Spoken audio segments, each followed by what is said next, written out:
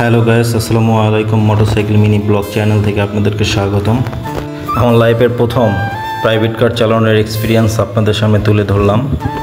আমি স্টিয়ারিং ধরার আগ মুহূর্ত ভাবছিলাম আমি ভালোভাবে গাড়ি ড্রাইভ করতে পারবো, বাট স্টিয়ারিং ধরার পর অনেকটা নার্ভাস ফিল হচ্ছিল। আমার নার্ভাস দেখে ট্রেনার আমাকে বলছিল সাহস দেওয়ার জন্য, আপনি তো ভালো মোটরসাইকেল চালাতে পারেন, আপনি যখন মোটরসাইকেল চালান তখন কি আপনি ভয় পান? তখন আমি বললাম, না, আমি ভয় পাই না। তাহলে প্রাইভেট কার চালাতে কিসের ভয়? আপনি সাহস নিয়ে যখন স্টিয়ারিং ধরেছেন, আপনি ভাববেন যে আপনি মোটরসাইকেল চালাচ্ছেন। তখন ট্রেনারের কথা শুনে আমার সাহসটা একটু বেড়ে গেল।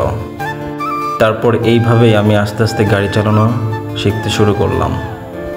তবে ট্রেনার আমার গাড়ি চালানোর দেখে বলছিল আপনি খুব তাড়াতাড়ি গাড়ি চালানো শিখে যাবেন।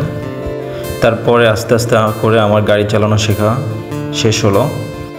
আমার একটু একটু করে গাড়ি চালানোর এক্সপিরিয়েন্স যদি আপনাদের একটু ভালো লেগে থাকে, তাহলে প্লিজ আমার মোটরসাইকেল মিনি ব্লগ চ্যানেলটিকে সাবস্ক্রাইব করবেন এবং পাশে থাকা বেল আইকনটি চালু করে দিয়ে আমার সাথে থাকবেন।